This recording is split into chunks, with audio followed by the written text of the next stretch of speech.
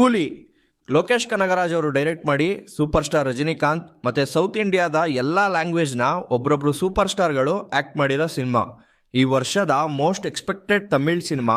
ಕನ್ನಡ ಲ್ಯಾಂಗ್ವೇಜಲ್ಲಿ fan show ಇರಲಿಲ್ಲ, so ವಿಧಿ ಇಲ್ಲದೆ ತಮಿಳಲ್ಲೇ ನೋಡಿದ್ಮೇಲೆ ಸಿನಿಮಾಲಿ ಏನು ಇಷ್ಟ ಆಯಿತು, ಏನು ಕಷ್ಟ ಆಯಿತು, ಜನ ಈ ಸಿನಿಮಾಗೆ ಇಟ್ಟಂಥ ಎಕ್ಸ್ಪೆಕ್ಟೇಷನ್ ರೇಂಜ್ಗೆ ಈ ಸಿನಿಮಾ ಇದೆಯಾ ಇಲ್ವಾ ಅಂತ ಮಾತಾಡೋಣ ಬನ್ನಿ.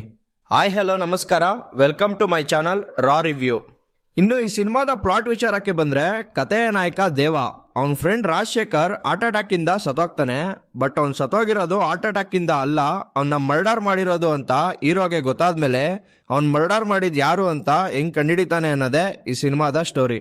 ಇನ್ನು ಈ ಸಿನಿಮಾದ ಪಾಸಿಟಿವ್ ವಿಷಯಕ್ಕೆ ಬಂದರೆ, ಸ್ಟೋರಿ ಲೈನ್ ತುಂಬಾನೇ ಇಷ್ಟ ಆಯಿತು.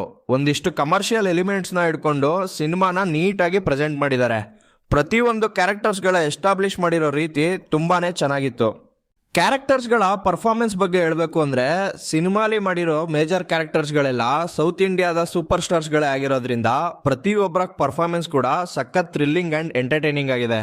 ಶೋಭಿನ್ ಸಾಹಿರ್, ನಾಗಾರ್ಜುನ, ಉಪೇಂದ್ರ ಮತ್ತು ರಚಿತಾರಾಮ್ ಅವರು ಅವ್ರಿಗೆ ಕೊಟ್ಟಿರೋ ಕ್ಯಾರೆಕ್ಟರ್ಸ್ಗಳನ್ನ ನೀಟಾಗಿ ನಿಭಾಯಿಸಿದ್ದಾರೆ.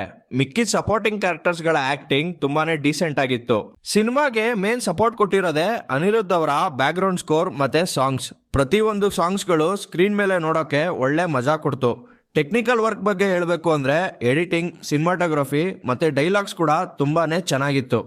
ಫ್ಲ್ಯಾಶ್ ಬ್ಯಾಕ್ ಸೀನ್ಸಲ್ಲಿ ರಜನಿಕಾಂತ್ ಅವರ ಡಿಏಜಿಂಗ್ ಮಾಡಿ ತೋರಿಸಿರೋದು ತುಂಬಾನೇ ಚೆನ್ನಾಗಿದೆ. ಬೇರೆ ಹೀರೋಗಳ ರೀಸೆಂಟ್ ಮೂವಿಗಳಲ್ಲಿ ನೋಡಿರೋದಕ್ಕಿಂತ ಈ ಮೂವಿಲಿ ಮಾಡಿರೋ ಡಿಏಜಿಂಗ್ ತುಂಬಾನೇ ಚೆನ್ನಾಗಿತ್ತು.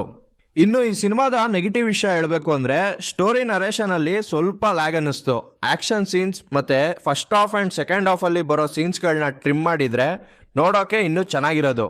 ಇಷ್ಟು ಈ ಸಿನಿಮಾ ನೋಡಿದ್ಮೇಲೆ ನನಗನ್ಸಿದ್ದು, ಗುಡ್ ವಾಚ್ ಮೂವಿ, ಫ್ಯಾಮಿಲಿ ಜೊತೆನೂ ಆರಾಮಾಗಿ ನೋಡ್ಬೋದು.